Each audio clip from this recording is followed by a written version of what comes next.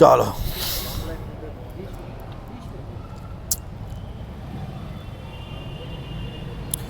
સ્વામિનારાયણ હરે સત્સંગી જીવન પ્રકરણ 5 અધ્યાય 63 તારીખ આજે 9 જાન્યુઆરી 2025 આ અધ્યાયને વિશે આપણે આખી આ બ્રહ્માંડની રચના જે છે શ્રીજી મહારાજ સમજાવે છે. કેમ સમજાવે છે તેનું કારણ આપણે કાલે જોયું હતું કે ભાઈ ભગવાન જે કોઈ જીવને અહીંયા સમાધિ થાય તે સમાધિને વિશે એને આખું બ્રહ્માંડ જે કંઈ દેખાય તે બ્રહ્માંડની રચના એને અહીંયાથી ખબર હોય તો ખબર પડે કે ભાઈ ભૂલોક, ભૂવરલોક, જનલોક, તપલોક, એટલે મહરલોક, જનલોક, તપલોક, સત્યલોક, બરાબર. નીચે જે કોઈ પાતાળની અંદર 7 પ્રકારના પાતાળ જે રહ્યા છે તે, એની બાજુ પાછળ આખું બાજુ માયાનું અંધકાર, બરાબર, ગર્ભોદક જળ, બરાબર. એની પાછળ પછી પાછા એમ કે પૃથ્વી, જળ, તેજ, વાયુ, આકાશ, અહંકાર, મહતત્વ અને પ્રકૃતિ, એનું આવરણ આખું. એની બહાર પાછું એમ કહે કે મૂળ પ્રકૃતિનું મૂળ આવરણ બહુ મોટું. એને પૂછી લે કે તમે જમવાના છો એવું હોય તો. પછી એ મૂળ પ્રકૃતિ પછી આખું અક્ષરધામ, એને વિશે ભગવાન પોતે બિરાજમાન, મુક્તો જે છે તે બિરાજમાન થાય.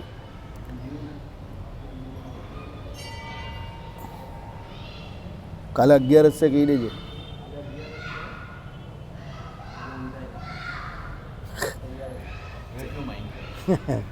ચાલો હવે એ આપણે કાલે જોતા હતા. એમાં પછી ભગવાને સતાનંદ સ્વામીને કહ્યું, એટલે સતાનંદ સ્વામીએ પણ પૂછ્યું કે ભાઈ આ જે પૃથ્વી, જળ, તેજ, વાયુ, આકાશ અંદર અને બહાર જે રહેલા છે તે કેવી રીતે રહ્યા છે. તો એમાં આપણે કાલે જોયું તો હતું જ અંદર અને બહાર કેવી રીતે રહ્યા છે, પણ પાછું એમાં આનું નિરૂપણ આવ્યું કે ભાઈ પૃથ્વી આદિ જાતિએ પણ એકે છે, પણ આધાર, અધેય ભાવ અને મહત્વ અલ્પ ભાવથી, સ્થૂળ સૂક્ષ્મ ભાવથી, કાર્ય કારણ ભાવથી એ બધા જુદા છે, બરાબર. જેમ પૃથ્વી પિંડ થકી થયેલા ઘટાદિકો પૃથ્વીમાં સૂક્ષ્મ રૂપે રહ્યા છે, તેમ કારણ 5 ભૂતોમાં કાર્યભૂત બહુ અંડ ગોલકો સૂક્ષ્મ રૂપે જ રહ્યા છે. એટલે કાર્યરૂપ જે એમ કહી કે તમને 5 ભૂત દેખાય, પૃથ્વી, જળ, તેજ, વાયુ અને આકાશ, તેની અંદર બહુ અંડ ગોલકો બધા સૂક્ષ્મ રૂપે રહ્યા જ હોય. જે અસત હોય તેની ઉત્પત્તિ નથી, જે સત હોય તેના જ આવિર્ભાવ, તિરોભાવ એટલે અવસ્થા અંતર પ્રાપ્તિરૂપ, તે જ ઉત્પત્તિ વિનાશ કહેવાય. સમજો, કાર્ય જે છે તેને પણ સત એટલા માટે કહ્યું છે અહીંયા કે પેલું કારણ હોય તો જ કાર્ય શક્ય થાય. એટલે અહીંયા સત અસતનો અર્થ એવી રીતે લેવાનો છે, પહેલાંમાં જે કહેલું એ પ્રમાણે નહીં લેવાનો. મેં તમને શું કહ્યું, પ્રકરાંતરે શબ્દના અર્થ બદલાયા કરે. સમજો, તમે એકને એક વસ્તુ બધા જગ્યા પર એકને એક અર્થ કરવા જાઓ તો એ તમને મેળ ન પડે શાસ્ત્રોમાં. એટલે આમાં જે કહ્યું તે કેવી રીતે સત ને અસત કહ્યું છે ખબર જ તમને. આમાં અદ્વૈતનું ખંડન કરેલું છે. અદ્વૈતમાં શું છે તો પરમાત્મા એટલે બ્રહ્મ સિવાય બધું અસત કહ્યું છે. માયા જે કહે એને અસત કહીએ તો અસતને અર્થ અદ્વૈત પ્રમાણે શું થાય, મિથ્યા. તો મિથ્યાનો અર્થ એ લોકો શું કરે સમજ પડે, જે ન હોય તે તમને ભાસે કે દેખાય, જેનો અવભાસ થાય, જે હોતું નથી પણ જેનો ફક્ત ભાસ થાય, એને એ લોકો અસત કે મિથ્યા કે માયા, બરાબર, એવું કહે છે. એટલે એનું અસ્તિત્વ એ લોકો સ્વીકારતા નથી. એટલે માયાનું એ લોકો આ દુનિયામાં અસ્તિત્વ જ નહીં સ્વીકારતા. એટલે ભ્રમ સિવાય બીજા કોઈ તત્વનું અસ્તિત્વ એ લોકો સ્વીકારતા નથી. એટલે ભ્રમ સિવાય જે કંઈ છે તે બધું ભાસ માત્ર છે, અને એ ભ્રમને વિશે જ બધો ભાસ થાય છે. પાછું એ લોકો કહે છે બહુ વિચિત્ર રીતે કે એ ભ્રમને વિશે જ બધું રહેલું, એ ભ્રમને વિશે જ ભાસ થાય છે. જ્યારે એ ભ્રમના સ્વરૂપનું જ્ઞાન થાય ત્યારે જે જીવ છે જેને જ્ઞાન થાય છે તે બી પોતે ભ્રમ જ છે.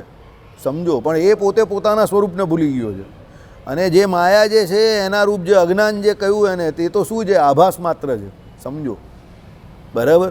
એટલે મિથ્યા છે, અવિદ્યા કહી એ લોકોએ. કેમ અવિદ્યા કહી કે જે નથી એ દેખાય છે એટલે અવિદ્યા. સમજો, બરાબર. એટલે એ આ પ્રમાણે અહીંયા એનું ખંડન કરવા એવું કહ્યું છે કે ભાઈ તમે પૃથ્વી આદિ તત્વોને કે માયાને માનતા જ નહીં અદ્વૈતીઓ, તો પછી તો એ અસત જ છે. તો પછી તો એના તો કોઈ બીજ હોય નહીં ને એનું કંઈ વધુ અસત હોય તો પછી એમાંથી પછી કાર્ય અને કારણ ને એ બધું થાય જ કેવી રીતે. એટલે ભગવાન અહીંયા કહ્યું કે ભાઈ એવું નથી કે એ અસત છે, એ બધું સત છે. અને સત છે એટલે કેવી રીતે કે ભાઈ એના બીજ હોય જેના એનું જ કાર્ય થાય. એટલે જે કારણપણે રહ્યું હોય એનું જ કાર્ય થાય. હવે કારણપણે રહ્યું છે એટલે એનું કાર્ય દેખાય છે તમને. તો અત્યારે કારણ ભલે નથી દેખાતું પણ કાર્ય જે દેખાય છે એની પાછળ કોઈને કોઈ કાર્ય હોવું જોઈએ. અને કાર્ય થયું છે તો એ સત હોય તો એનું જ કાર્ય થાય, અસતથી કોઈ દિવસ કાર્ય નહીં થાય. સમજો, દાખલા તરીકે તમે વર્ચ્યુઅલ વર્લ્ડમાં કોઈને એવું કલ્પનાથી તમે કંઈ વિચારતા હો, બરાબર, તો એ કલ્પના પણ કરનારો કોઈને કોઈ કરતા તો હોય ને. કલ્પના કંઈ ઓટોમેટિક તો હવામાં અદ્ધર તો થવાની નથી. કલ્પના કરનારો કોઈને કોઈ કરતા હોય અને એ કલ્પના વિશે બીજાને જણાવનારો હોય તો એ બીજાને જણાવે એ પણ ત્યારે બીજો કરતા થયો. સમજો, એ પેસિવ થયો ને પેલો એક્ટિવ કરતા થયો. પણ એક જાણનારો ને એક જણાવનારો એમ બંને કરતા તરીકે સ્વીકારાય તો ખરા ને. મતલબમાં કહેવાનો મતલબ શું છે? જ્ઞાન કોઈ દિવસ જ્ઞાતા વગર થતું નથી, કે એનો વિષય જે જ્ઞેય હોય એના વિષય વગર જ્ઞેય વગર એ શક્ય નથી. એટલે એનો મતલબ શું થયો કે ભાઈ બ્રહ્મ સિવાય બીજા બે તત્વનો તમારે સ્વીકાર કરવો પડે. કારણ કે બ્રહ્મ તો બ્રહ્મને ઓળખનાર કોણ? ચાલો બોલો. તો જીવ ઓળખે ને, કારણ કે બીજો કરતા જીવ છે. હવે બ્રહ્મ પોતે પોતાને ભૂલી જાય તો પછી એ બ્રહ્મ કેવું થયું? એનું બ્રહત્વ જ કેવું થયું? સમજો, એને એનું જ્ઞાન જે છે એ પોતે જે ભૂલી જતું હોય અવિદ્યાને કારણે, કે ભાઈ તમે અવિદ્યા કેવું કે આભાસ માત્ર જે કંઈ કેવું કે માયા જે કંઈ કેવું, એને કારણે જ બ્રહ્મ પોતે પોતાના સ્વરૂપને જ ભૂલી જતું હોય તો પછી એ બ્રહ્મ કેવું? જે પોતાના સ્વરૂપને જ ભૂલી જાય તેને કેવી રીતે બ્રહ્મ કેવું? સમજો, એટલે બ્રહ્મને જાણવાવાળો કોઈ બીજો કરતા હોવો જરૂરી છે. અને એ બીજો કરતા એ એકચ્યુઅલી બીજો કરતા છે તે જીવ છે. અને એની કેટેગરી આખી અલગ જ છે પહેલેથી અનાદિકાળથી. એ રામાનુજાચાર્યના સિદ્ધાંતને તમારે માનવો પડે. સમજો, અદ્વૈત વેદાંતમાં ઘણા બધા આ પ્રમાણે નાના લૂપ હોલ્સ છે. પણ હવે એ કેવી રીતે તમે આવી રીતે ધીરે ધીરે ચેક કરો તો તમને બધા ખબર પડે કે ભાઈ જીવ માત્રનું કરતાપણું પણ તમારે સ્વીકારવું પડે. કેમ કે જો ભાઈ જીવનું તમે કરતાપણું ન સ્વીકારો તો પછી આ ભાઈ જેટલા જે ફિલ્ડમાં સુખી છે એટલો હું પણ હોવો જોઈએ, અને આ પણ હોવું જોઈએ, અને તું પણ હોવો જોઈએ, અને પેલા ભાઈ પણ હોવા જોઈએ, અને આ ભાઈ પણ હોવા જોઈએ. પણ બધાના સુખમાં કે બધાના ક્ષેત્રમાં સુખના કે બધાના દુઃખમાં કે દુઃખના ક્ષેત્રમાં તો ઘણો બધો ફેર છે, જમીન આસમાનનો ફેર છે.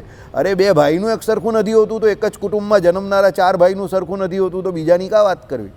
હવે જો તમે એમ કહેતા હો કે બધા જ બ્રહ્મ છે ને બધાનું એક બધું સરખું જ છે તો પછી દુનિયામાં જે આખો આ બધો ભેદ જે દેખાય છે તમને, વિષમતા જે દેખાય છે આખી વિષમતા જ મટી જાય. એક સમયે જન્મનારા સમજો, સબર ભ્રમ ભરાય એ વાત સાચી છે, સબર ભ્રમ ભરાય, પણ બધામાં ભ્રમ રહેલા છે એ તમારે માનવાનું છે. એટલે ભ્રમ પોતે જે છે તે સામાન્ય ફેક્ટર છે, કોમન ફેક્ટર છે, સ્પેસિફિક ફેક્ટર નથી.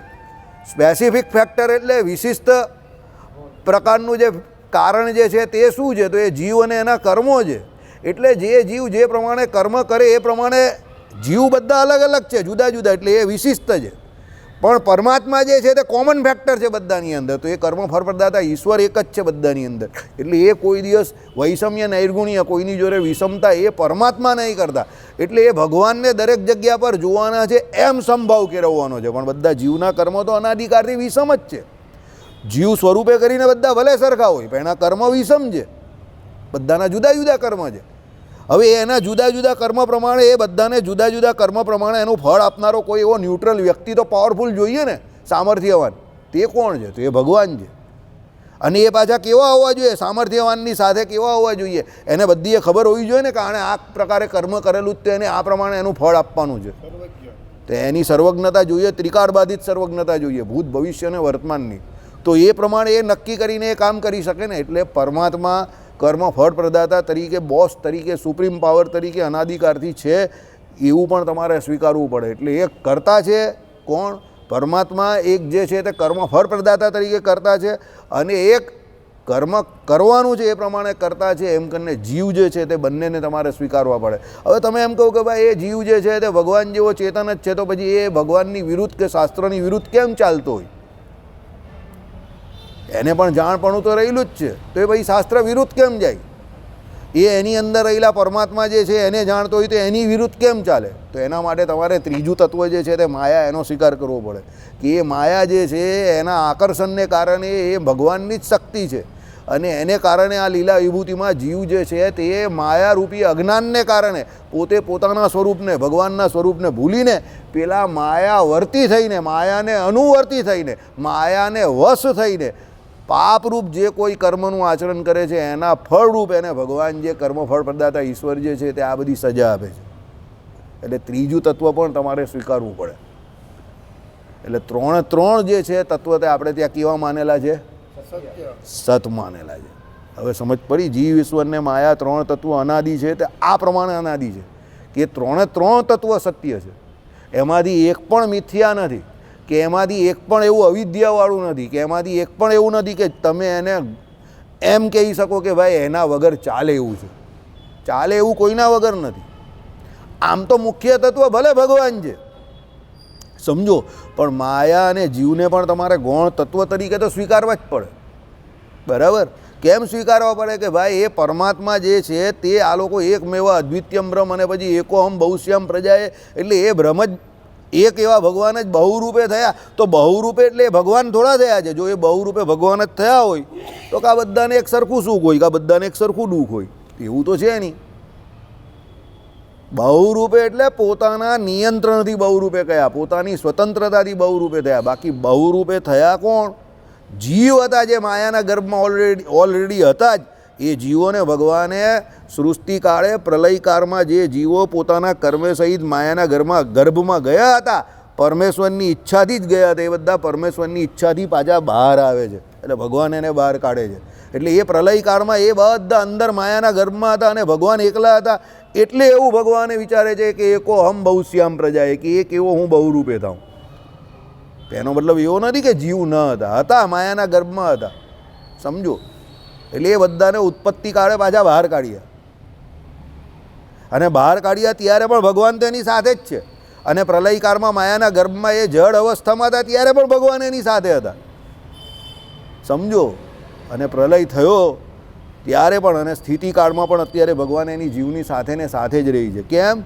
કારણ કે અત્યારે સ્થિતિકાળમાં જીવ જે જે કર્મ કરે છે તેનો સાક્ષી કોણ? એ ભગવાન. ભગવાન સિવાય એનો સાક્ષી કોણ છે? કોઈ નથી. બરાબર? એટલે બધાને તમારે સત માનવા પડે. એટલે અહીંયા કહ્યું, શું કહ્યું? જે સત હોય તેના જ આવિર્ભાવ તિરોભાવ થાય. કાલે સમય થઈ ગયેલો ને, એટલે પછી મેં કહ્યું કે હવે આને કાલે જ ચલાવશું. આવિર્ભાવ ને તિરોધાન એટલે શું? પ્રગટ થવું અને અપ્રગટ થવું, એને આવિર્ભાવ અને તિરોભાવ કહેવાય. જે અત્યારે તમને પ્રગટપણે દેખાય છે તે એનો આવિર્ભાવ થયેલો છે, અને જે નથી દેખાતું તે એનો તિરોધાન થયો છે. દાખલા તરીકે તમારામાં અમુક સામાન્ય ગુણ હોય, સમજો, બરાબર? જીવના અમુક મેઇન લક્ષણ હોય ને અમુક સામાન્ય ગુણ હોય. હવે સામાન્ય ગુણ હોય ને એનો આવિર્ભાવને તિરોધાન થયા કરે. કોઈ વખત આપણે ગુસ્સો આવી જાય, અને કોઈ વખત આપણે ગુસ્સો આવવાનું કારણ હોય તો પણ નિયંત્રણમાં લઈ લઈએ.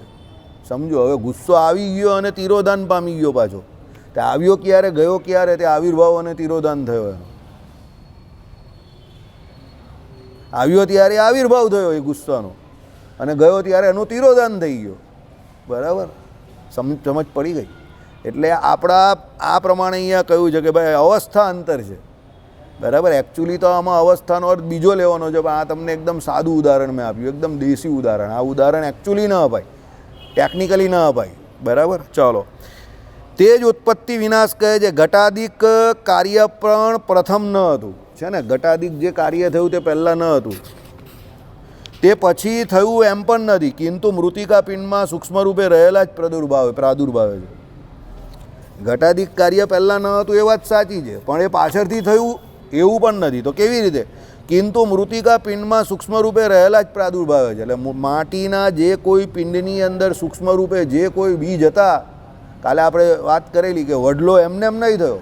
વડલાના બીજ વર્ષો પહેલાં એ જમીનની અંદર હતા, અને પછી એને પાણીનો યોગ થયો અને પરમાત્માની કૃપા થઈ એટલે એ બીજમાંથી મોટો વડલો ઉગી આવ્યો. પણ એ જગ્યા પર એ સૂક્ષ્મ બીજ હતા, કાં કોઈ કાર્ય એ તણાઈને કાપ દ્વારા તે જગ્યા પર આવીને સ્થિર થયા હશે, એટલે એ સૂક્ષ્મ બીજ વડલાના હતા. એટલે જ એમ કહી કે એને વરસાદનો યોગ થયો, પરમાત્માની કૃપા થઈ એટલે એમ કહી કે એ વડલો થયો. બાકી એ બીજ જ્યાં ન હતા ત્યાં થોડા વડલા થાય છે. સમજો? એટલે વડલો મેં ઉદાહરણ આપ્યું. વડ હોય કે પીપળો હોય કે જે કંઈ હોય તે, એટલે જે કંઈ તમને દેખાય છે એના બીજ ત્યાં ઓરિજિનલી હોવા જોઈએ. સમજો? એ ગમે ત્યાંથી ઘસરાઈને આવેલો હોય કે આ હતા કે જે કંઈ હોય તે, પણ એ બીજ વગર કોઈ દિવસ એનું ઝાડ થાય નહીં. એટલે કારણ વગર કાર્ય શક્ય નથી.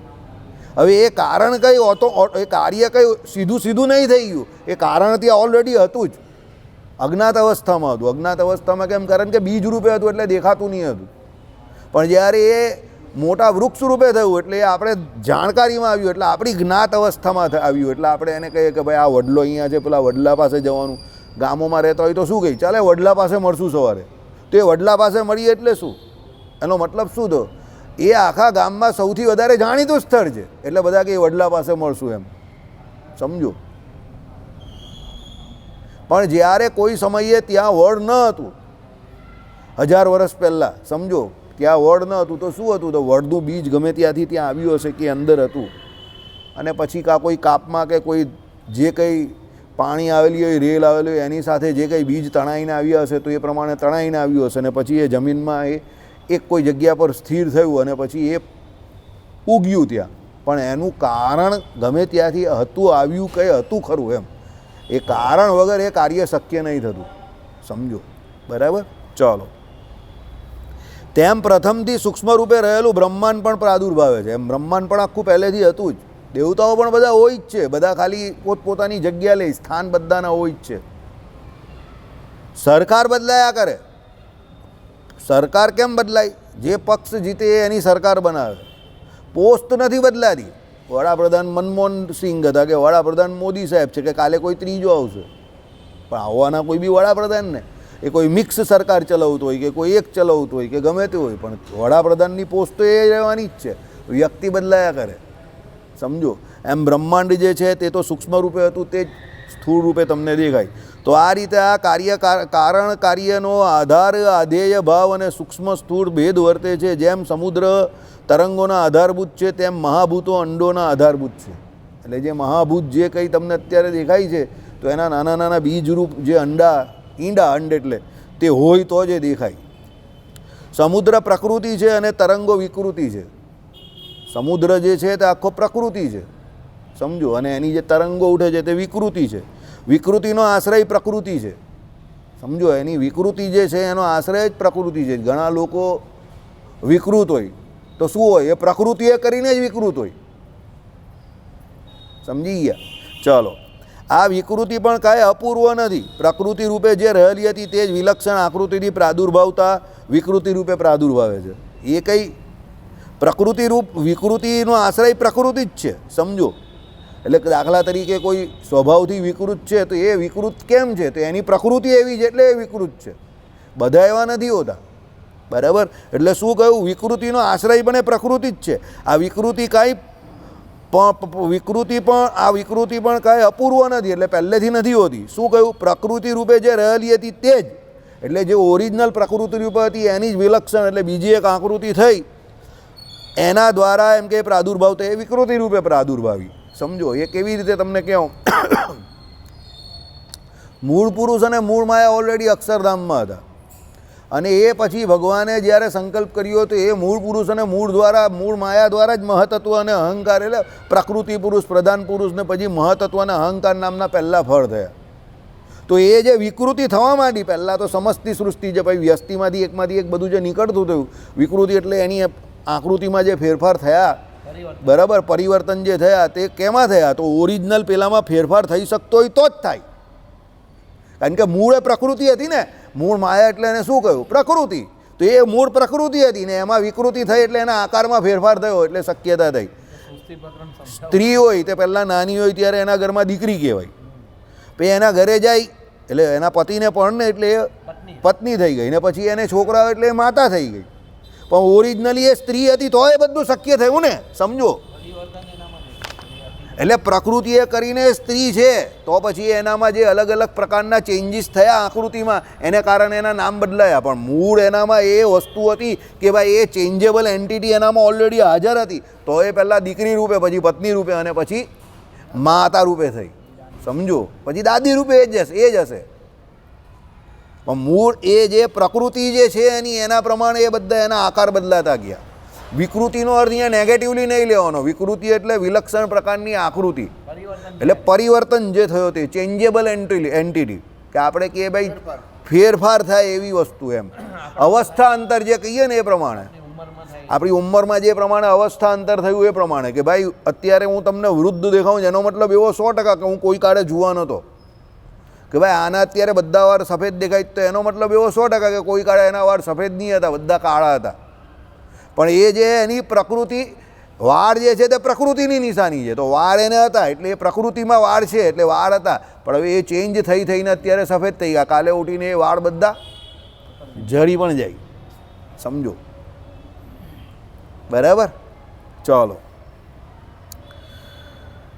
એટલે પ્રકૃતિ રૂપે જે રહેલી હતી તે વિલક્ષણ આકૃતિથી પ્રાદુર્ભાવતા વિકૃતિ રૂપે પ્રાદુર્ભાવ છે. માટે જ તરંગોની પ્રકૃતિ રૂપતામાં સૂક્ષ્મતા વર્તે છે અને વિકૃતિ રૂપતામાં સ્થૂળતા વર્તે છે.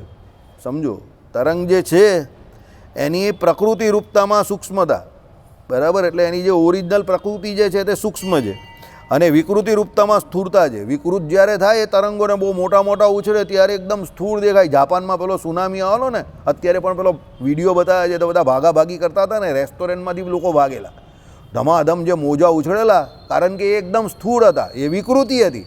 સમજો, અને ભાગાભાગી બધા આખાને આખા શું કહેવાય, ગાડી બારી મકાન બકાન બધા આજુબાજુના ઉડાડી દીધેલા સુનામીએ.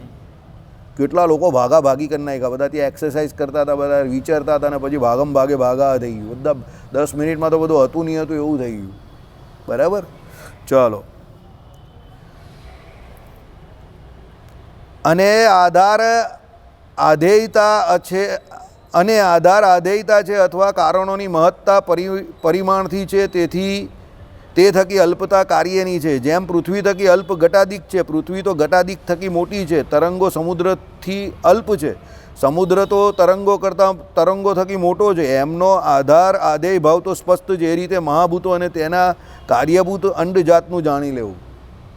બરાબર, એટલે અહીંયા શું કહ્યું કે ભાઈ પૃથ્વી જે છે તે ઘટાદિક કરતાં બહુ મોટી દેખાય છે. સમજો, કારણ કે પૃથ્વી બહુ મોટી છે, પણ જે ઘટાદિક જે છે તે બહુ નાના છે. તરંગો સમુદ્ર થકી અલ્પ છે. બરાબર, એટલે શું છે, સમુદ્ર તો બહુ મોટો છે, એના તરંગો બહુ અલ્પ દેખાય તમને. સમુદ્ર તો તરંગો થકી બહુ મોટો છે, એમ આધાર આધેય ભાવ જાણી લેવો. બરાબર, એ રીતે મહાભૂતો અને તેના કાર્યભૂત અંડજાતનું જાણી લેવું. તે પણ 5 મહાભૂતો પુરુષ પ્રકૃતિએ આશ્રિત, જો આવી ગયું ને, તેણે અધિષ્ઠિત જ સમજવા. પુરુષ પ્રકૃતિએ આશ્રિત એને અધિષ્ઠિત જ હોય ને, કારણ કે મૂળ પુરુષ અને મૂળ માયામાંથી જ બધું થયેલું છે. સમજો, આ તો તમો ગુણનું કાર્ય જે છે, પંચ મહાભૂત પંચભૂત જે કયા, તે તો જે એમ કહે કે રાજસ તામસ, સાત્વિક રાજસ અને તામસ, એ તામસ અહંકાર જે છે તેમાં એ તમો ગુણ જે કહેવાય એનું એ કાર્ય છે. પણ એના તમે 4 ફેધર્સને બધાને ચેક કરો તો ઉલટા તમે જાઓ એમાંથી, તો એ અહંકારની આગળ કોણ આવે, તો મહતત્વ આવે. એની આગળ કોણ આવે, પ્રધાન પુરુષ પ્રકૃતિ પુરુષ આવે, ને એની આગળ કોણ આવે, મૂળ પુરુષ ને મૂળ પ્રકૃતિ આવે. તો એ મૂળ પ્રકૃતિ અને મૂળ પુરુષ એની અંદર અધિષ્ઠાન રૂપે અધિષ્ઠિત હોય તો સ્ટેપ બાય સ્ટેપ એ થયું ને. દાદાના બાપા ન હતે તો અત્યારે આપણે પણ ન હતે. એટલે દાદાના બાપા આપણી અંદર ઓલરેડી રહેલા જ છે, આપણા ડીએનએમાં દેખાતા નથી પણ રહેલા છે, કારણ કે એ હતા તો જ આપણે છીએ. આપણે બધા એક જ વૃક્ષના ફળ છે, એટલે આપણા ડીએનએ બધાના સેમ હોય. સમજો, દાદાના બાપા એટલે તમારાથી જે કોઈ 4થી પેઢી 5મી પેઢી થઈ તે સમજો, એ હતા તો આપણે બધા છે. એ ન હોય તો આપણે ન હતે, અને એ અત્યારે પણ આપણી અંદર હાજર છે. કેવી રીતે, ડીએનએ રૂપે. એ દેખાતા નથી પણ એ કારણ રૂપે આપણી અંદર હાજર છે. કાર્ય રૂપે આપણું શરીર છે, પણ કારણ રૂપે એ છે, કારણ કે એ હતા તો આપણે છે. બરાબર, આ સાયન્સ કહે છે ને. બરાબર, શાસ્ત્ર આને શું કહે છે, શું કહીશ શાસ્ત્ર આને? પિતૃકર્મ. તમે જે શ્રાદ્ધ પક્ષમાં પિતૃકર્મ કરો છો ને પિતૃ ઋણ ઉતારો છો, તો કેમ ઉતારો છો, કેવી રીતે ઉતારો છો? આ રીતે ઉતારો છો કે ભાઈ એ હતા તો તમે છો, તમે એને લીધે આખી દુનિયા જોઈ રહેલા છો, ને તમને આ પ્રમાણે આ લોકમાં આવીને ધર્મ અર્થ કામ અને મોક્ષ ચારે પુરુષાર્થની સિદ્ધિને પામવાનો યોગ મળ્યો. તો કોને કારણે? તમારા પિતૃઓને કારણે. હવે એ પિતૃઓ અત્યારે આ ધરા પણ નથી, તો તમારે એનું ઋણ ઉતારવું જોઈએ ને. તેના માટે શું કહ્યું? પિતૃકર્મ કરવાનું કહ્યું. સમજો, બધું સમજીને કરવાનું છે. આ આપણું સનાતન સંસ્કૃતિનું આધ્યાત્મ શાસ્ત્ર જે છે ને, ટોટલી સાયન્સ બેઝ છે. ટોટલી સાયન્સ છે. આમાં કોઈ પણ ગબડગન કે અક્કલ વગરની વાત કરી જ નથી. બધી બુદ્ધિવાળી વાત છે. દેવકર્મ શું છે? દેવકર્મ શું છે એકચ્યુઅલી? દેવતાઓનું ઋણ છે ને. કેવી રીતે દેવતાઓનું ઋણ ચૂકવો તમે? એટલે દેવતાઓએ શું ઋણ આપેલું તમને? બધું જ. તમે અત્યારે જે બેઠું વાપરી રહેલા છો, કુદરતના પ્રકૃતિના જેટલા રિસોર્સિસ થકી જે કંઈ વાપરી રહેલા છો, પૃથ્વી જળ તે રહેવા માટેનો આશ્રય જે છે, પૃથ્વી જે છે તે જળ જે છે તે એના બધાના અધિષ્ઠાતા દેવતાઓ છે, એના દ્વારા આપણે બધું પ્રાપ્ત થાય છે. સૌથી મોટા સૂર્યનારાયણ જ રોજ સવારે આવીને તમને આખી દુનિયાને ઉજાગર કરે છે ને એના દ્વારા જ આપણે આ બધા જે કોઈ આજુબાજુના જે કોઈ ફોરેન બેક્ટેરિયાસ કે ઇન્વેડર્સ છે એની સામે લડવાની તાકાત તમને સૂર્યનારાયણ જ આપે છે. એનર્જીનો સૌથી મોટો સ્ત્રોત કોણ છે? તો એ સૂર્યનારાયણ છે. તો તમે એનું ઋણ કેવી રીતે ચૂકવો? દેવ ઋણ. એ દેવ કર્મ શું આવે? હોમ હવન તમારે કરવો પડે, એ આપણે નથી કરતા અત્યારે.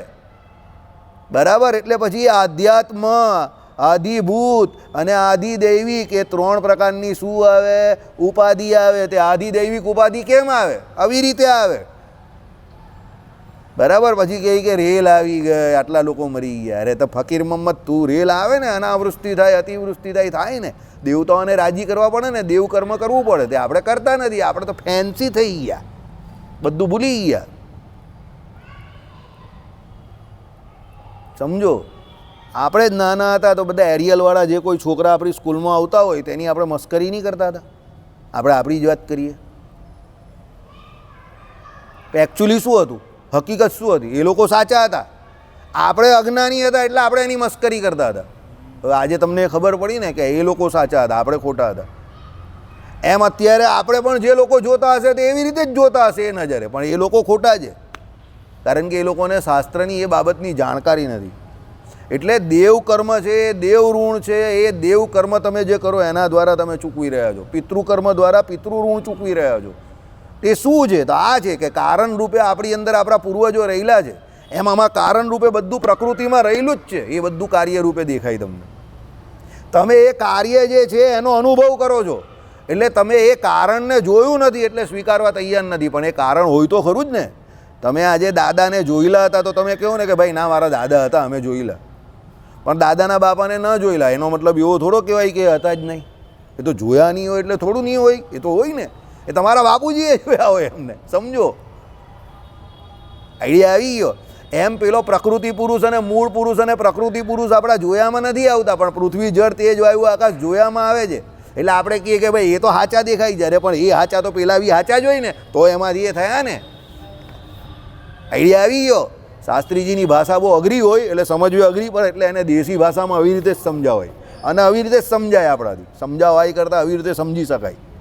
બરાબર? ચાલો,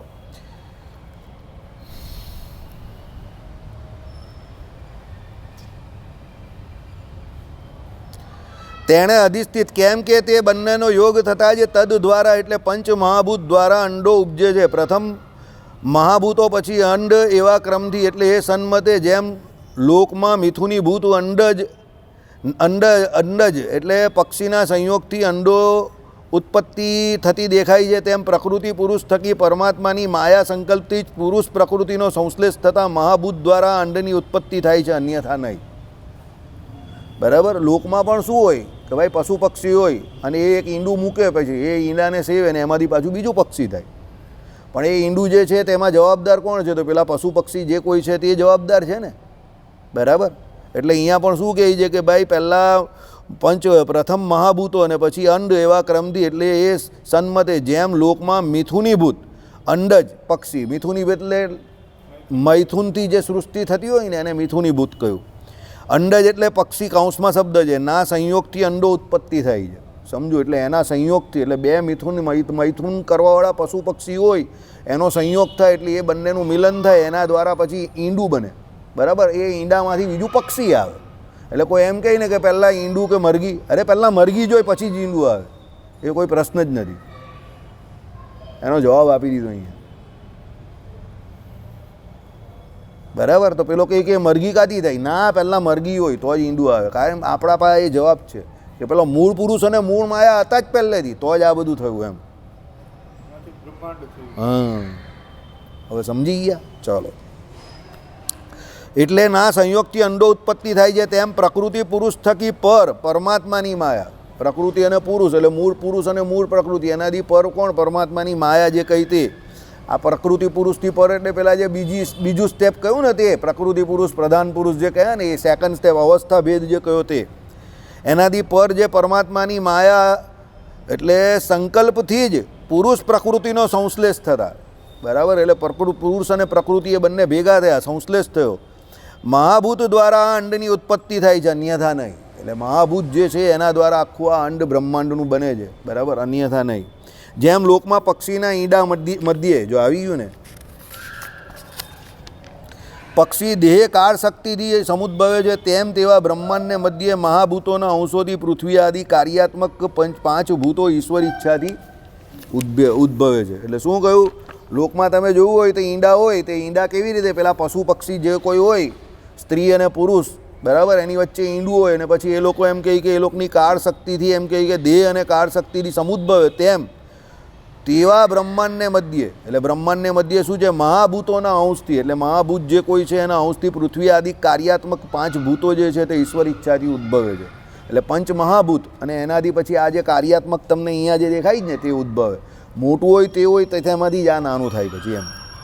માટે જ પંચભૂતોના કાર્યકારણ ભાવને જાણનારા મુનિઓ બ્રહ્માંડને ઉપજાવનારા મહાભૂતોને કારણ મહાભૂતો કહે છે. એટલે બ્રહ્માંડને જે ઉપજાવે તે કારણ મહાભૂતો, અને બ્રહ્માંડમાં રહેલાને તો કાર્યભૂતો કહે છે, બરાબર. આપણે આ જે દેખાય છે બ્રહ્માંડની અંદર એ કાર્યભૂત દેખાય છે, સમજો.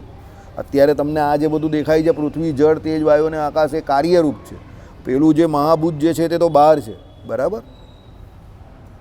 જે આ સ્ત્રી પુરુષનો સંયોગ થતાં શુક્ર શોણિતથી સમુદ્ભવેલો પિંડ નામનો સ્થૂળ દેહ છે, તે પણ કાર્યભૂત પાંચ ભૂતોના અંશોથી ઉપજ્યો છે, બરાબર. એટલે શું કહ્યું, સ્ત્રી પુરુષનો સંયોગ થતાં શુક્ર શોણિતથી સમુદ્ભવેલો, એટલે આ આપણા માતા પિતા થકી જે આપણો આ દેહ આખો ઉત્પન્ન થયો, બરાબર, એટલે આને પિંડ કહ્યો, તે પણ કાર્યભૂત પાંચ ભૂતોના અંશોથી ઉપજ્યો છે, બરાબર. એટલે એ શું છે કે કાર્યભૂત પાંચ ભૂતોના અંશોથી ઉપજેલો છે, કે આની અંદર પણ એ કાર્યભૂત જે પાંચ ભૂત જે છે તેના અંશો રહ્યા જ છે. પૃથ્વી, જળ, તેજ, વાયુ અને આકાશ આપણી અંદર પણ રહ્યા જ છે. આપણે ઘણી વખત ચર્ચા કરી છે. જેટલો સોલિડ ભાગ છે, હાડકા આદિ જે કોઈ રહેલા છે તે પૃથ્વીનો ભાગ છે. લોહી છે, પાણી છે, તે બધું અંદર જે આપણી અંદર રહ્યું તે જળનો ભાગ છે. જઠરાગ્નિ જે અંદર રહેલો છે તે તેજનો ભાગ છે.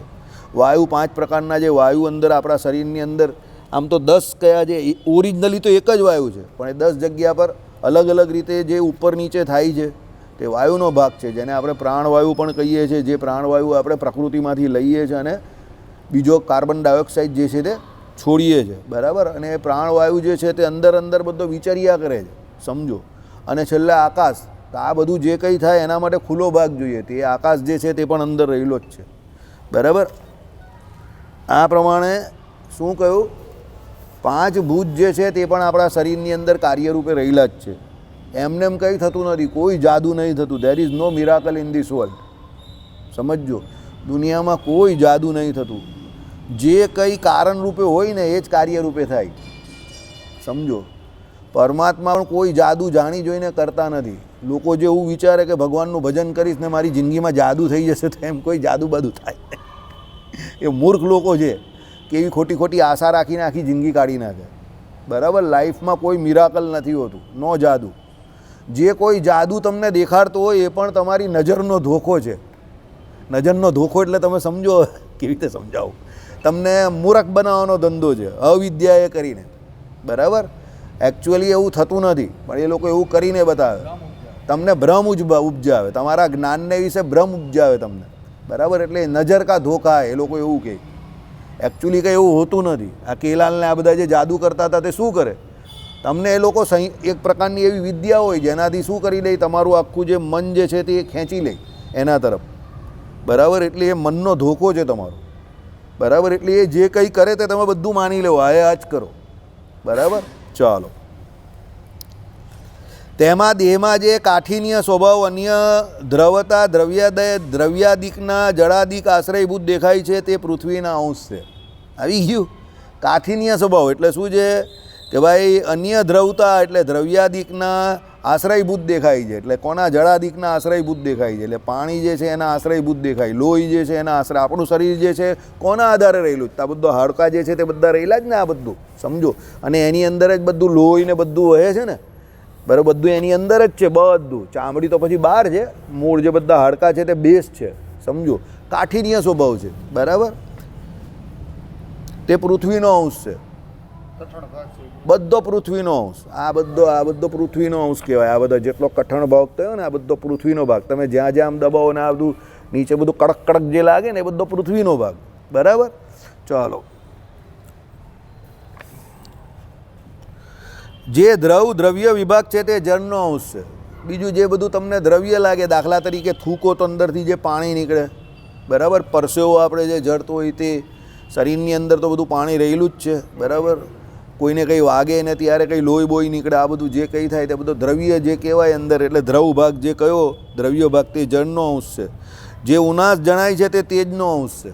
ઉનાસ એટલે ગરમી. હવે દાખલા તરીકે કોઈને એસિડિટી થઈ હોય તો બધું આમ ગરમ ગરમ ઉપકા આવતો હોય, બધું બહાર આવતો હોય એસિડ, એવું નહીં લાગતું. બરાબર. તે ઉનાસ કહેવાય. હાઇડ્રોક્લોરિક એસિડ તે દિવસે સાહેબે જે વાત કરેલી એ પ્રમાણે સવારે 10 વાગે ને સાંજે 5-6 વાગ્યાની આજુબાજુ બોડીમાંથી ઓટોમેટિક રિલીઝ થાય અંદરથી. એટલે એ સમય જમવા માટે બહુ ઉત્તમ ગયો. એટલે કંઈ ના લોકો 6 વાગ્યા પહેલાં જમી લેવું, 6 વાગ્યાની આજુબાજુ, સવારે 10 વાગે જમી લેવું. બરાબર. એટલે એમ શું થાય કે પેલો હાઇડ્રોક્લોરિક એસિડ એ ટાઈમ પર બોડીમાંથી અંદરથી રિલીઝ થતો હોય એટલે તમે ખોરાક લેવો તો બધો ખોરાક તમારો પચી જાય. પછી તમે જેટલા મોડા જમો એટલો મોડું તમને કામ કરે. બરાબર. ચાલો, એટલે જે એમ કહે કે ઉનાસ જણાય છે તે તેજનો અંશ છે. જે ચેષ્ટા જણાય છે તે વાયુનો અંશ છે. ચેષ્ટા જણાય તે વાયુનો અંશ છે. વાયુમાં ચેષ્ટા રહેલી છે ને. કેવી રીતે ખબર પડે વાયુમાં ચેષ્ટા? જોરદાર પવન આવે તો ઝાડ પાંદડા જે છે તે બધા આમ હલવા માંડે, એમાં ચેષ્ટા થાય. બરાબર. ટ્રેનમાંથી આમ તમે અત્યારે આમ પેલી સીટી આવે ને, સીટી એટલે ખબર, ટ્રેનમાં સૂઈ ગયો અત્યારે આપણા પેલા મેહુલ ભગત ગયા છે અને રાત્રે આમ બારી આમ જરા ખુલ્લી હોય ને એની અંદરથી પેલી હવાની સીટી આમ કાન પર લાગે ને, ઠંડુ ઠંડુ લાગે ને. એમાં કોઈ મારા જેવો કોઈ અવરચંડો મુસાફર હોય તો એને બધાને હેરાન કરવા હોય તો શું કરે, જરા 10 મિનિટ જરા બારી ખલ્લી કરીને મૂકી દે. એટલે પેલા જો ઉંમર લાગે તો ખડખડ બધા ધૂજવા માંડે. ઓ ભાઈ બંધ કરી ભાઈ, ઓ ભાઈ, ઓ તમે લોકો છો. એટલે પછી બોલો બંધ કરી દે.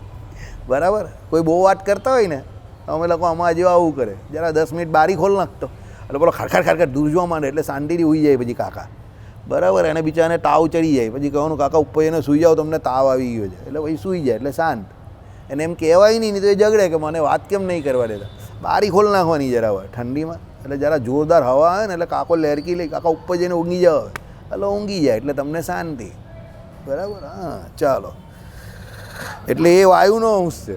બરાબર. પછી જે અંતઃ અવકાશ છે તે તો આકાશનો અંશ છે. અંદર અવકાશ બધો ખુલ્લો ભાગ છે. જો આમાં જાડિયામાં વધારે હોય, આ જો ગુડ કેવું થાય છે આમ. જો આખી દુનિયા સમાઈ જાય અમારી અંદર. બરાબર. પટલામાં ઓછો હોય. તમે જગ્યા ઓછી વાપરો તો એમાં તમારો વાંક ને. ભગવાન તો તમને જગ્યા આપે જ છે વધારે વાપરવા. તો અહીંયા તો 3 BHK લઈને જ બેઠેલા હોઈએ, ફેમિલી પેક. બરાબર. આ લોકો બધા જીમમાં જઈને કોઈ 7 પેક બનાવે ને 6 પેક બનાવે ને અમે ફેમિલી પેક આ લઈને જ બેસીએ. સમજો. બરાબર. તો પછી ચાલો, એટલે એ આકાશનો ભાગ છે. એ સુવ્રત આ રીતે સમગ્ર શરીરોમાં પણ 5 ભૂતોના અંશનો સમાવેશ સમજવો. એટલે શરીરની અંદર પણ આ પ્રમાણે 5 ભૂતો રહેલા જ છે. આ બાહ્ય અને અભ્યંતર જે 5 ભૂતોની કાલે વાત કરેલી તે આ પ્રમાણે. બાહ્ય આ 12 છે, આ અભ્યંતર આ છે. પછી આ પેલા જે 12 રહેલા છે એ પણ બાહ્ય કહેવાય અને અહીંયાના અભ્યંતર. એટલે એકબીજાની સાપેક્ષમાં એ સમજવાના હોય. બરાબર. ચાલો, પંચભૂતોમાં પણ તેજ, જળ, વાયુ આ 3 જ ભૂતો આ દેહમાં વિશેષતઃ પ્રધાનપણે છે એમ યોગીએ જાણવું. જો તેજ, જળ અને વાયુ વિશેષપણે જ આપણી અંદર સમજી જાઓ. બરાબર. એટલે પૃથ્વીનો ભાગ ઓછો છે. આમ પૃથ્વીમાં પણ કેટલા ટકા પાણી છે?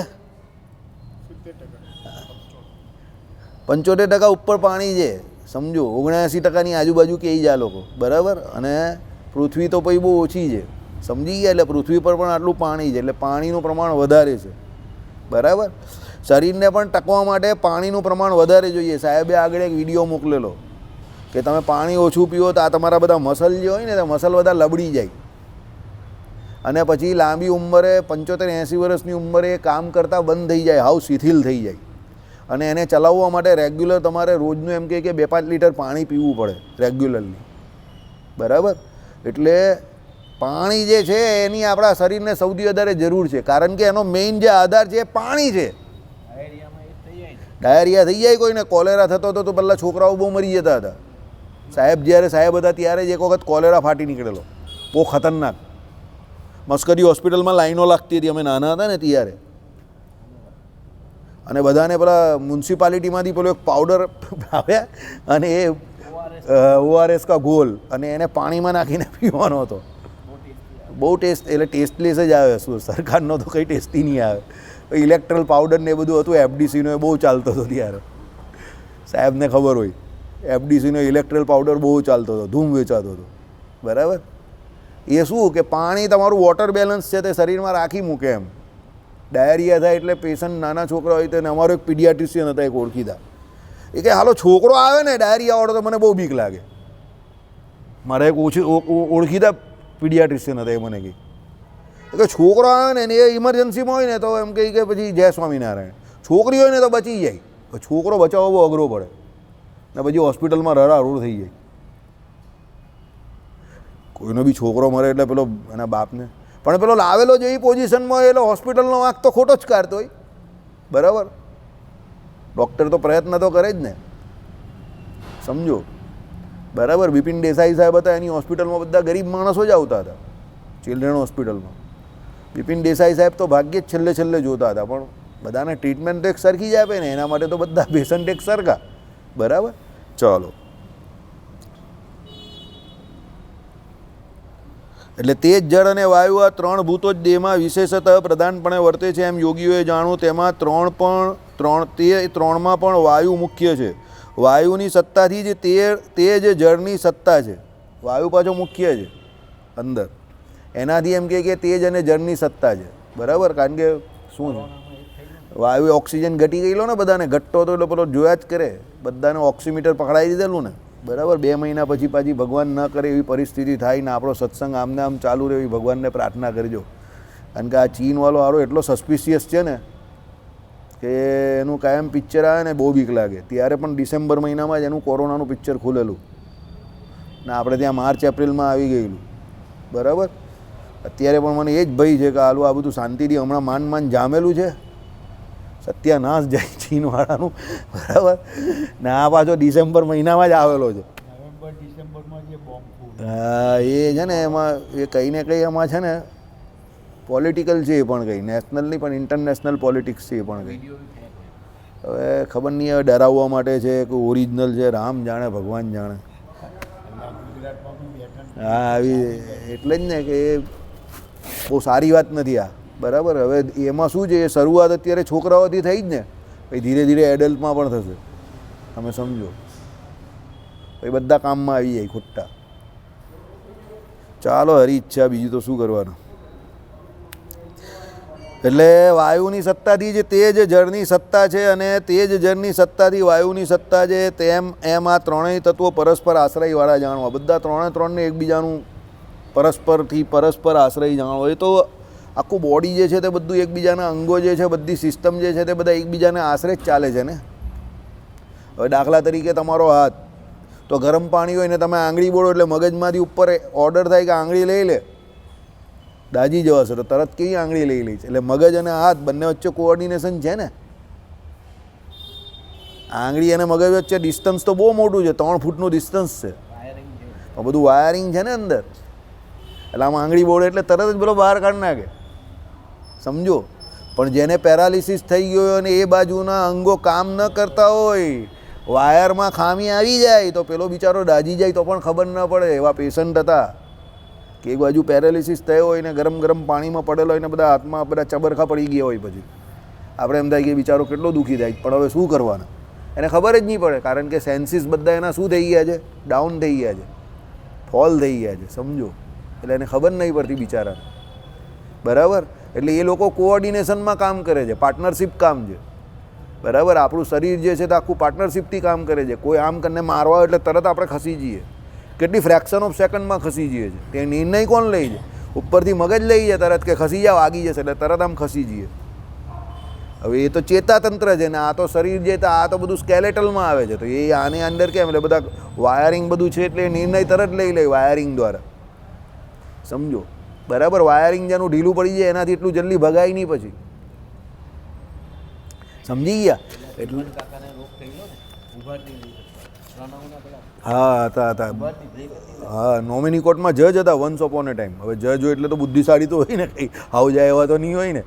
બરાબર. છેલ્લે છેલ્લે એક અમારા કેસમાં એમને અમે રિટાયરમેન્ટ પછી પોતે વકીલાત બી કરતા હતા, તો પછી અમે એક કેસ બી એમને આપેલો. તો એ દલીલ કરવા જાય ને તો તમારે એમની પાછળ લિટરલી ઊભા રહેવું પડે. બ્રેક નહીં લાગે, બોડીની બ્રેક નહીં લાગતી હતી એમ, સમજો. હા, આમ ચાલે તો ચાલે. એટલે પેલા આમ કેવું દાદર ઉતરતા હોઈએ ને, દાદર ઉતરતા હોય તો આગળ એક જણ જોઈએ તો આમ કરીને ભટકાઈ જાય, બ્રેક જ નહીં મળે. બોલો. અમે એમને એક કેસમાં લઈ ગયેલા. એમની ઉંમર ત્યારે મારા ખ્યાલથી 82 કે એવી હતી, અને એ જાય તો રીતસર જજ ઊભો થઈ જાય. ઓ સાહેબ તમે આવ્યા, એટલી રિસ્પેક્ટ એમની. તે કહે કે today I am a lawyer. Okay, કંઈ નહીં સાહેબ, કંઈ નહીં, પ્રોસીડ યુ મે પ્રોસીડ એમ કરીને પેલી બધી ક્લાર્ક બાર્ક બધી ઊભી થઈ જાય. સાહેબ તમે આવ્યા, તમે જાઓ એટલે કોર્ટની અંદર આમ કેટલા બધા લોકો એમને સામેથી સાહેબજી મારે એમ, એટલી રિસ્પેક્ટ એમની. બરાબર. ચિમનભાઈ વકીલ એમનું નામ હતું. ભવાની રોડ પર પહેલી જ એમની ઓફિસ, પહેલી જ, જે અત્યારે ભવાની મેડિકલ સ્ટોર ચાલે જ ને એની સામેનું બિલ્ડિંગ અત્યારે વેચાઈ ગયું છે, ત્યાં એ ઉપર પહેલાં મારે પ્રેક્ટિસ કરતા હતા. નોમિની કોર્ટમાં પહેલાં જજ હતા વન્સ અપોન અ ટાઈમ. બહુ સીધા સોબર માણસ, એમ પેલો સોબાજી એવું નહીં મળે, બહુ સોબર અને નોલેજેબલ માણસ.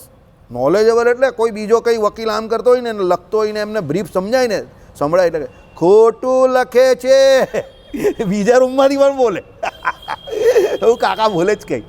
એટલે આપણે જઈએ, બોલો ખોટું લખે છે એને કેવું ખોટું લખે છે. હું એનો કેસ ક્યારનો સાંભળી રહેલો છું. ખોટું લખે છે.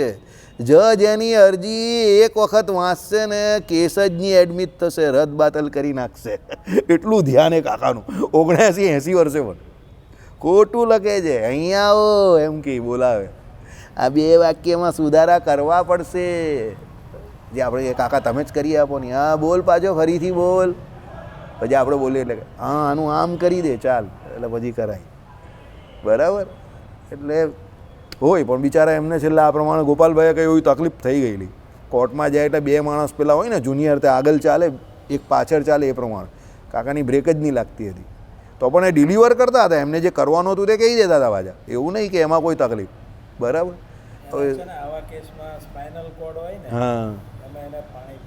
હા હશે એમને કંઈ એવું બિચારાને. હા કરોડરજ્જુ પાછળ ભરાતું હશે એ, કારણ કે પેલો આખી જિંદગી બેઠા બેઠા કામ કર્યું હોય ને, પેલી ખુરશી પર બેઠા બેઠા જ કરેલું હોય ને. જજ હોય ત્યારે પણ ખુરશી પર બેસવાનું વધારે આવે, અને પછી વકીલાતની પ્રેક્ટિસ કરે ત્યારે પણ, એટલે બેસવામાં એવું થઈ ગયું હોય, પોસિબિલિટી ખરી. પણ જીવન બહુ સારું જીવા, બહુ ઈમાનદારીથી જીવા. ચોખ્ખું બોલેલા કે ભાઈ હું જજ હતો ત્યારે પણ ઈમાનદારીથી મેં એ કરી જજમેન્ટ આપ્યા, અને હું વકીલ બન્યો ત્યારે પણ હું ઈમાનદારીથી જ લડું છું. જીવન બહુ સારું જીવા, સાત્વિક માણસ એમ, કોઈ લફડા તંટા ઝઘડા નહીં. અરે તમારે મારે કંઈ તમને કહેવું નથી. એના ભત્રીજાના દેવા એણે ચૂકવેલા, બોલો અમુક. એટલો સારો માણસ એ કાકો. બરાબર. એની તો બહુ રિયલ જેન્યુઅન માણસ હતા, પણ માણસ તરીકે બહુ વેલ એન્ડ ગુડ. પહેલાંના લોકો જીવતા હતા, સારી રીતે જીવતા હતા, સિદ્ધાંતને મુખ્યપણે રાખીને જીવતા હતા. ચાલો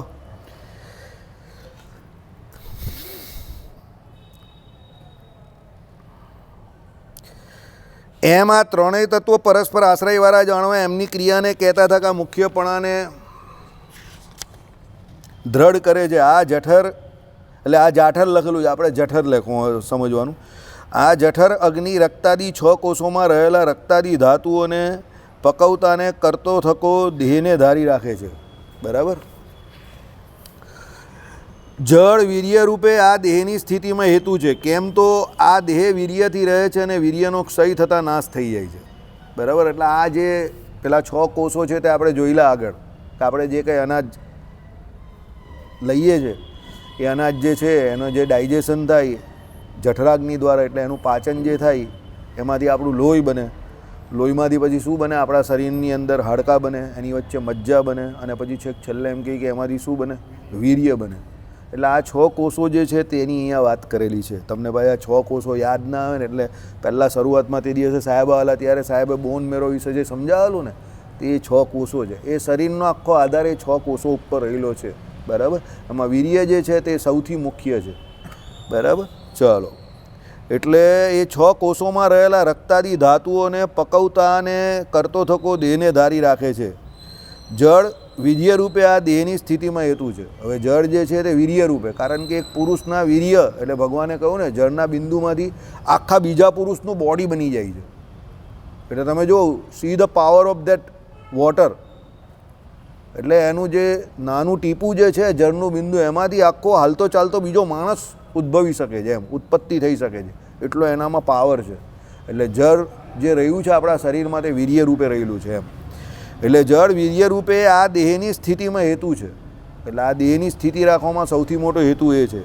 કેમ તો આ દેહ વીર્યથી રહે છે, બરાબર. પેલો કહીને એનામાં બહુ બળ છે, પરાક્રમ છે, તો એ એના ઓજસ છે, તે એના વીર્યને કારણે. વીર્યનો ક્ષય થતાં એ નાશ થઈ જાય. એટલે વીર્યનો ક્ષય થાય એટલે એ નાશ થઈ જાય. વાયુ, પ્રાણ, અપાન આદિ 5 રૂપે શરીરને સર્વતઃ વ્યાપીને ચેષ્ટાયુક્ત કરે છે. વાયુ જે છે તે પહેલાં જળની વાત આવી તે કરી, હવે વાયુની વાત. તો પ્રાણ, અપાન, વ્યાન, ઉડાન અને સમાન, આ 5 રૂપે વાયુ રહેલો છે અને એ શરીરમાં અંદર ફરતો હોય, બરાબર. એટલે 5 રૂપે શરીરને સર્વતઃ વ્યાપીને ચેષ્ટાયુક્ત કરે છે. એટલે એ વાયુ ફરતો હોય એને કારણે આપણા શરીરનું આ બધું હલનચલન થતું હોય. વાયુ જ્યારે ગેસ થઈ જાય કોઈને સમજો, અને પેલો વાયુ અટકી જાય અંદર, બરાબર, બહુ ઢીચીને ખાધું હોય ને વાયુ જ્યારે અટકી જાય ત્યારે તમે જોજો પેલાને શરીર બધું ચેષ્ટાએ યુક્ત હોય તે ચેષ્ટા વગરનું થઈ જાય. પેલાને ત્રાસ લાગે, કંટાળો આવે, આળસ આવે, ઊંઘ આવે, બરાબર, ટાઈટ થઈ જાય બધો. પછી જ્યારે ઉપરથી કાં નીચેથી એ વાયુ નીકળે, બરાબર, ઉપરથી ઓળકારા દ્વારા અને નીચેથી પેલા ભાઈ જે WWF વાળા છોડે છે ને ધડાકા ભડાકા, એવી રીતે નીકળે ત્યારે પછી પેલો રિલેક્સ થાય, બરાબર. એટલે એ પ્રમાણે વાયુનું કામ છે. હવે બાકીનું તો બધું બહુ લાંબુ છે, ગાલે જ ચલાવવું પડશે. ઇન્દ્રિયોનું ને ચાલી જશે, ચાલો 2 મિનિટ છે. વાગાદી ઇન્દ્રિયાદી રૂપતાને પામીને ચેષ્ટાયુક્ત કરે છે. એટલે વાક, પાણી, પાદ, ગુદા, ઉપસ્થા, આ જે ઇન્દ્રિયો કઈ તે બધીને ચેષ્ટાવાળી કરે કોણ છે? આ વાયુ કરે છે. ઇન્દ્રિયો યદ્યપિ અહંકાર થકી ઉપજેલા છે, તથાપિ પ્રાણના આવેશ વિના કાર્યમાં સમર્થ થતા નથી. ઇન્દ્રિયો જે છે તે થયેલા કોનામાંથી છે?